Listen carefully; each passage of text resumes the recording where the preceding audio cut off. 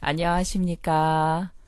네, 안녕하세요. 네, 오늘은 매사추세츠 주립대학교 BEM팀의 한국의 총괄 업무를 대표하시는 대표님하고, 요즘에 정말 너무 색다르게 나온 아이도케에 대해서 몇 가지 좀 질문을 드리고 싶습니다.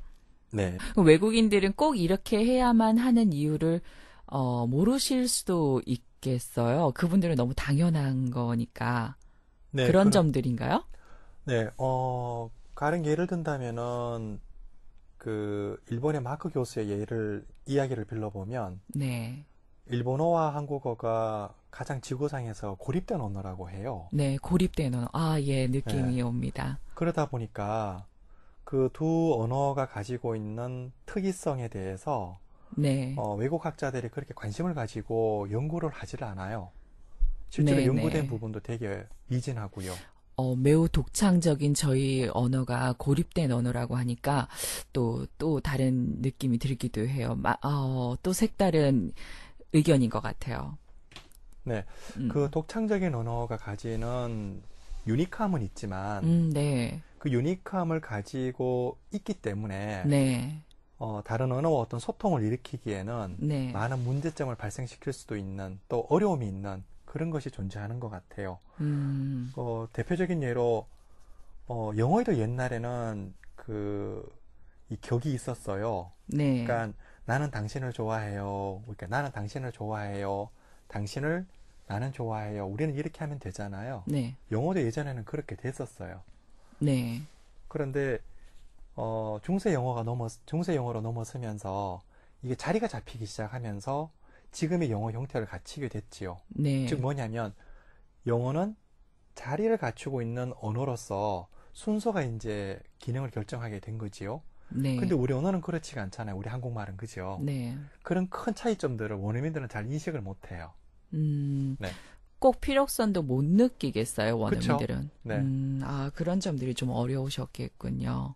예, 어, 그리고 자리가 이제 왔다 갔다고 하니까 네. 원어민들은 생각할 때, 이게 도대체 뭐지? 그래서 음, 원어민들이 가장 어려워하는 것 중에 한 개가 그 자리 이동에 대한 부분이고, 네. 그 다음에 이제 뒤에 자리가 이동됐더라도 그 문장에서의 기능을 결정하는 조사, 예, 은는이가라든가 을르리라든가 네. 이런 것들이 있는데, 그게 꼭 반드시 또 주어로 역할을 하는 거나 목적어로 역할을 하지 않는다라는 거. 지금 자리 이동 말씀하시는 거는 저희 한국말이 자유롭게 자리 이동되는 그쵸? 그거 말씀하시는 거. 예, 그렇구나.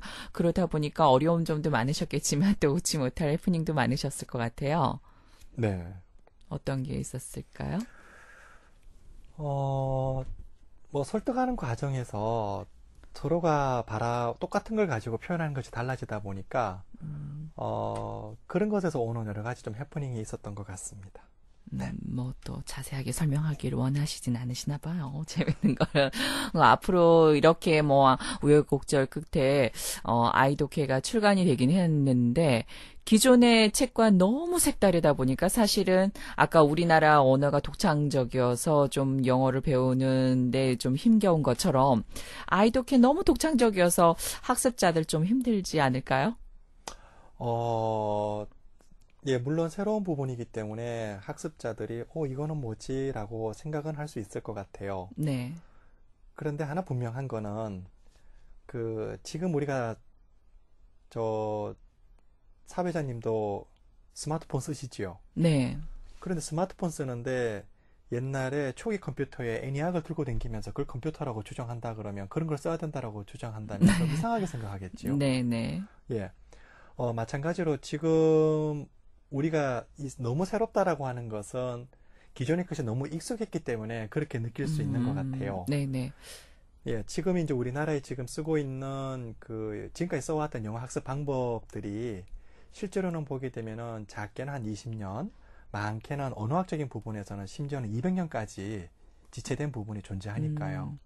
근데 또 좀 외람된 말씀이긴 하지만 또 저희 학습자들이 뭐 나름 그래도 뭐 결과는 어찌되었던 간에 오랫동안 영어 공부를 해온 거는 사실인데 또 너무 새로운 것을 받아들이는 것에 대해서 뭐 좋다면 받아들일 수 있지만 너무 또 궤변적이라면은 또 외면을 받으실 수 있거든요. 근데 그럼요. 그 부분에 대해서는 단연코 그 아이독해가 제안하는 방법이 영어 학습에 꼭 필요하다고 그냥 간단하게 아니다, 기다 라고 대답을 해주실 수 있으신가요? 네. 아, 그러면은, 단연코 필요하다. 꼭 네. 필요하다. 꼭 필요하다. 아, 그렇다면 또 기대가 됩니다. 새로운 학습 방법이고 해서 좀 낯설고 사실 또 기존의 방법을 버리고 영어 공부를 다시 해야 되는 듯한 느낌도 받아서 아, 또 해야 돼라는 생각이 들어서 좀 부담감도 있는데 또 대표님의 말씀을 듣고 한번 따라가 보고 싶은 생각도 듭니다. 근데 이 아이독해의 특징이라면 그러면 마지막 질문을 드릴 텐데요. 아이독해의 특징이라면 뭐 간단하게 어떤 것들이 있을까요? 아이독해 특징은 크게는 두 가지로 요약해 보면 simple to use. 네. 예, 그러니까 우리가 되게 복잡하면 사용하기가 좀 불편하지요. 네, 갑자기 그 쿵짝짝 쿵짝 그 음악이 네, 갑자기 맞아요. 생각이 납니다. 네네.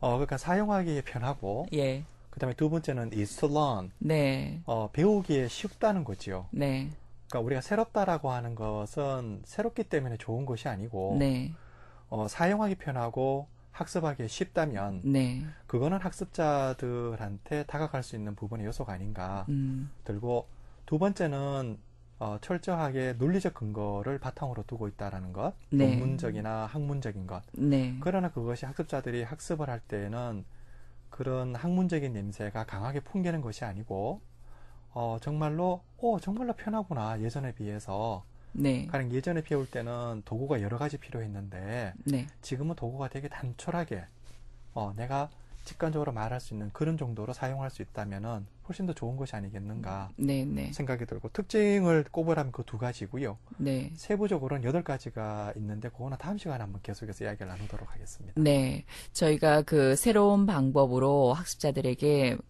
좀 더 쉽게 영어 공부를 할 수 있는 방법을 제시했던 그런 방법들이 사실 많았는데 이번 아이독해가 또 다른 시행착오로 학습자들한테 학습량만 늘리는 그래서 다시 또 외면받는 그런 프로젝트가 아니길 바라고 한번 또 기대를 해 보겠습니다. 감사합니다.